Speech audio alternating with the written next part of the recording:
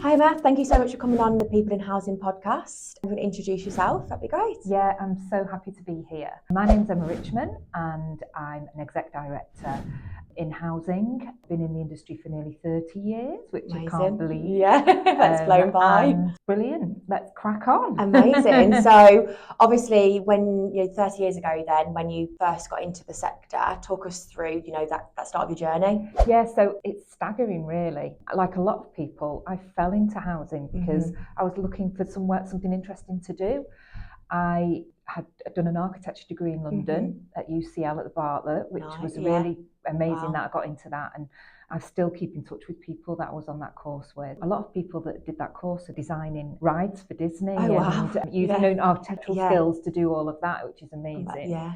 So anyway, I came back to Manchester, and partly because I met my then husband, who we've now been married for 23 years, and we're together 10 years before then. I started working for a housing association called Northern Counties, which is now part of Guinness. I was based in the centre of Manchester, and I started around the time when the Manchester bomb went off, and we had some of the only social housing in the centre of Manchester at the time, which was above the Arndale Centre. It's called Cromford Court, and it was really interesting because I got involved straight away with that whole crisis management and having to rehouse people, and I had such a baptism of fire in working in those circumstances. I worked a lot with leaseholders, so my leaseholder knowledge was really strong.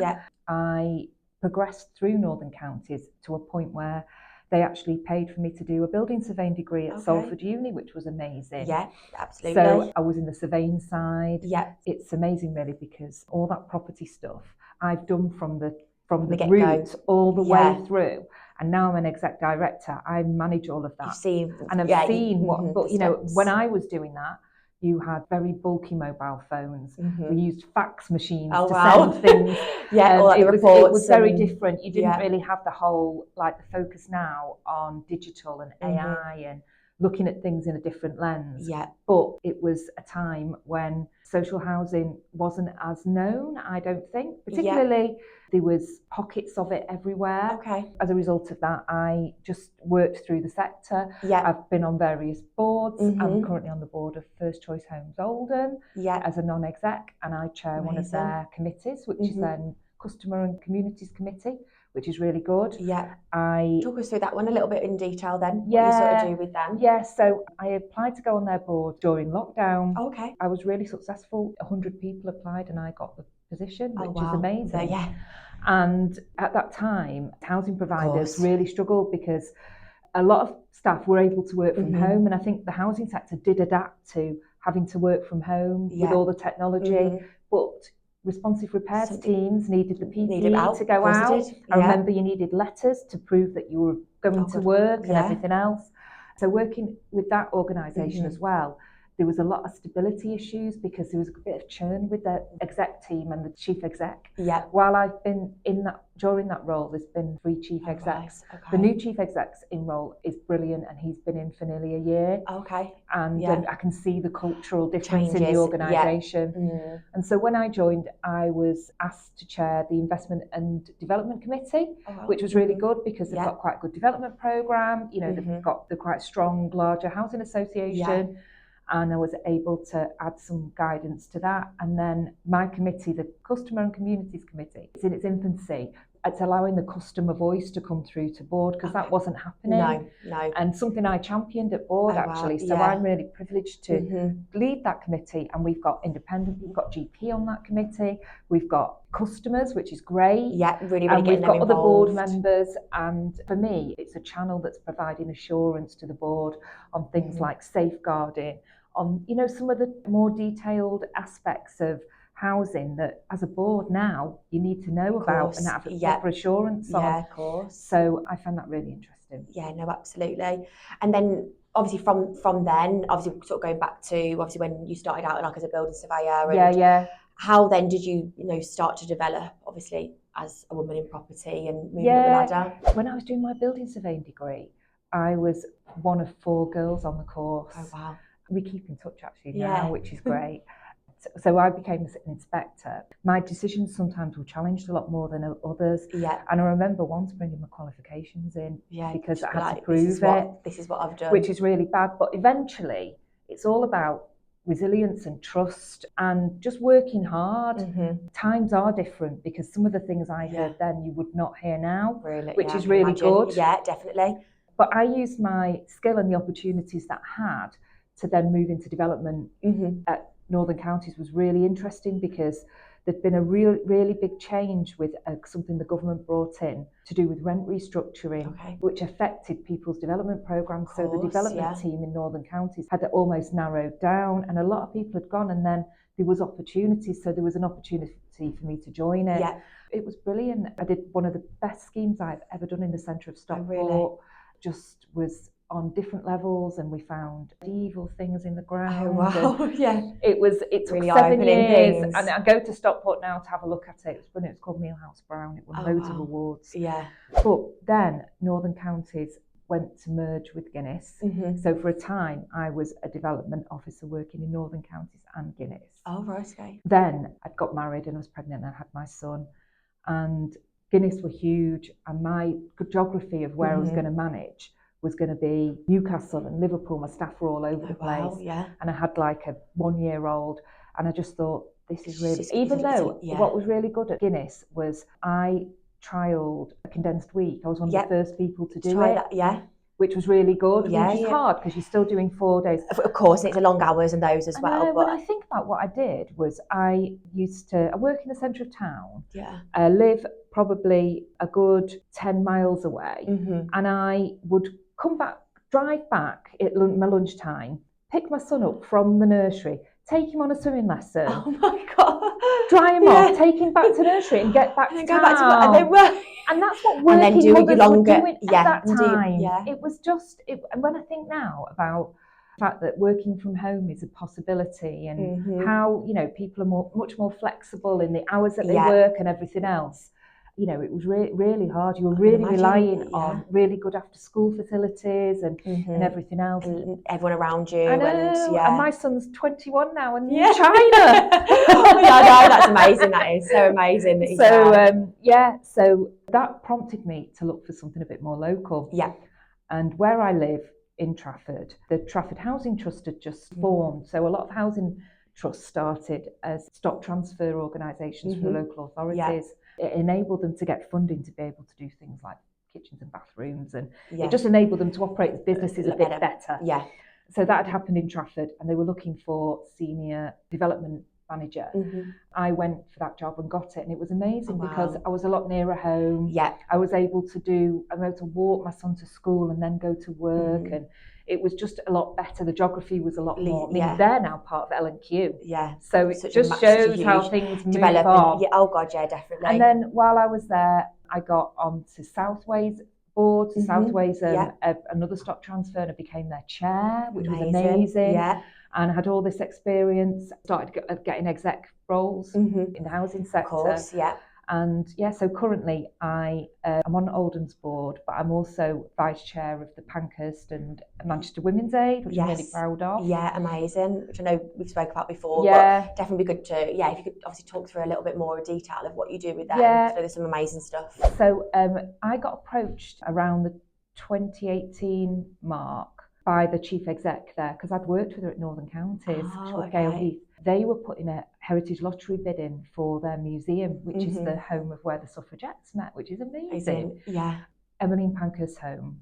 And they needed some of my skill to help put this bid together, because obviously it was a development scheme. Of course, So I was really intrigued by it. Yeah. I thought this was really interesting. I'd never even been to the museum. I didn't even know there was a museum there. Yeah. So anyway, I got really involved. Unfortunately, we didn't get the money we needed, and part of that is because of the Women's Aid business. It's part of the whole operation, and currently now I help volunteer in the museum, so I take people around. Yeah. Can't do it as often as I'd like. Yeah, of course. They're only open on a Thursday and a Sunday, and I do Sunday sometimes, but I can recite the whole history of the suffragette movement. Yeah, at least learning something about it, and and it's so empowering because it's that single issue of getting votes for women was amazing, and what they did. In some respects, there was fires and things like that, but no one died. And I think the way that they had to persistently go to Parliament over 80 times before it went through. And so it's really exciting because 2028 is 100 years since everybody got the vote. So I know there's going to be big celebrations about that. The house is really good because it's where Emmeline Pankhurst moved into after her husband died. And she started working as a registrar, which was really unusual for a woman to have that title. And that was about 1897. And then in 1903, the suffragette movement was born. They had a meeting round a table in the parlour, which is in the museum, and signed the documents. So how exciting to be there. So yes, it's really, really good. And then in the last few years, I was asked to join the board, which looks at the women's aid side of things. So they have 5 refuges in Manchester. It's so tough in the charity sector at the moment because they commission their services from local authorities who have got really little money. And yet there's more need for some of these services. It's so hard. And so the Pankhurst are constantly having to bid for more funds and have funds cut. They're in with tenders against other providers who are trying to undercut. It's really difficult. Really difficult. And I'm really lucky that we're quite a strong cohort of trustees, and we're trying to really strategically look at how we help and support that organisation. So I feel totally privileged to be in that position. Oh God, I can imagine. So it's because it's just really powerful. 100% that you can bring in a lot of good things that you've been doing, and actually, like you say, make a difference. I bet that can be very, very rewarding. And I think that's why I do feel very privileged to work in the sector, because I do think people that work in the sector do make a difference. I've seen loads of my staff go beyond, and not even just some of the things, the attitude that people have is amazing. 100%. And I know that obviously you do a lot with women in property as well. So I'm sure there's lots of amazing things that you've been doing. Sort of last year or got plans as well. So it's really good. A lot of people say to me, how do you mix all of the things you do? And I'm like, they all merge. They all complement each other. And as a woman, you're able to multitask and do all of that. And I've been involved with women in property for nearly 15 years. Amazing. And I was invited to Christmas cocktails in the Northwest as a client of the solicitor that I was dealing with. And I met some really nice people. Thought this is good. I ended up being on their committee. Amazing. The Northwest Committee. 2018, I was the chair of the Northwest Committee. And every year we do these massive annual dinners. And my annual dinner, I did Hacienda themed, and I had Rowetta singing. It was amazing. And then that transitioned to be, because you have to have been a regional chair to be asked to be the national chair. And it's a 3-year term. So you're vice chair, national chair, former chair for 1 year of each. So I'm coming to the end of my year. I'm the first social housing chair that they've had. Which is amazing. And so it's really good because it's such a big organisation. They celebrate their 40th year in 2027. It's a limited board. There's good exec support. So the framework's there. For it to work, they do amazing work with student awards. So girls that are doing property-related degrees at second year get this great opportunity to network and mingle with employers, and get work experience, but be part of this quite prestigious ceremony. But that is changing. So we're looking at a different way of delivering those awards, including apprenticeships and just getting young people, getting more young people in from not just from degree backgrounds. So that's exciting. But the mentoring offer's brilliant because we're able to match people within the whole of the geography and all the different trades and different abilities people have. That's really good. It's amazing. And the outreach work.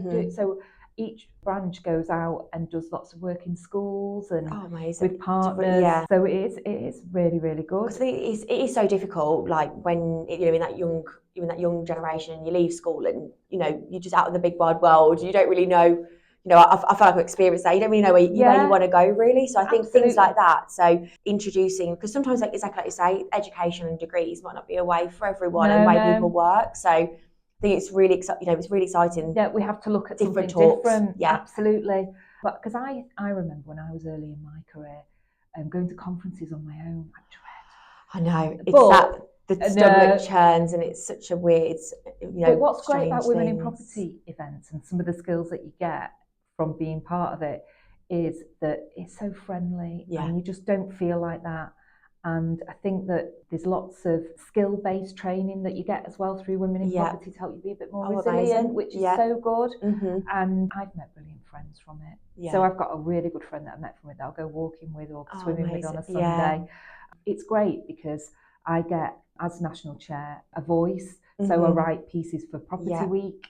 I've judged so many things this year. Yeah, I can imagine. But it's been brilliant. I love judging things. Being involved. Just seeing different talks and different involved in so much. You have such a unique insight into the best of the best who are getting, and what they're doing. Because I remember going to award ceremonies years ago, and you get these massive booklets with why people have won awards. You don't really get that anymore. You don't get the background. But as a judge, you do. So I've been involved in some amazing stuff. I've been to APPGs, which are at the Houses of Parliament, where they've got a strand of women in work, so lobbying and helping support the agenda. On the train this morning, reading the Times on my phone, and there was a big article about how teachers are going to be equipped to look at misogyny in schools, so help that whole agenda of violence against women and girls, which is amazing. And I know it must have come from some of the lobbying that the Pankhurst have done, that Women in Work at APPG have come, all of that, and all of that. It's finally coming. It's actually coming out and coming to light. And it's really good to see that kind of thing. But Women in Property is great. I think geographically, and while I was vice chair, I grew it in North Wales and Belfast. Oh, amazing! Yeah. So we've got great coverage and brilliant volunteers that are running those, and we're going to be launching in Dublin in March. Oh, exciting. Which is really exciting. I know, so it's great. Very exciting. It's really expanding. It's really good. It is quite tough, I think, doing that kind of role when you're an exec director. I say lots of different things that you've got going on. Exactly. So it's about working with really good people and, really looking after the volunteers that are part of that group to make sure that people are empowered to do things. And it's an amazing organisation to be part of. Yeah, of course. And one of the things I'm doing at the moment is trademarking the name. Oh, wow. So that's quite exciting. That's really exciting, definitely. So it's good. And then anyone that's sort of in the sector that's obviously, in an executive role that is looking to, expand and go on the board and do different things, and obviously trying to juggle that kind, doing both. What would you sort of say to them to recommend, how to juggle that sort of busy life? So what I would say is that the best boards are diverse. So never think that you're not good enough to get on a board. Yeah. Because boards need young, old, people with lived experience, people who are professional, people who come from a range of different backgrounds. Yeah. Don't be afraid to apply for boards. Yeah. I think I remember as a busy working mum, one of the first things I did was I became a trustee of Wythenshawe Women's Aid. Oh, right. And that was because conversations somebody had with me and felt that they met in the evenings. It was like once every quarter. Yeah. And it was in Wythenshawe, which wasn't a million miles away from where I lived. So I knew my husband could babysit. Yeah. And so you have to think about how the logistics. A lot of boards now have a lot of virtual meetings. Oh, right, okay. Which is great. Really good, but that's developed massively. Because I bet it was very much, I think a lot of the board meetings tend to be in person. Yeah. But at Oldham, they're 4 times a year. Yeah. But a lot of the committees are done virtually. I think what's really important is to find the position that's going to help you as much as you're going to help the organisation, and that you're able to do, because I think once you commit to be on the board, so the early boards I was involved with, you weren't remunerated, but you now are remunerated. Yeah.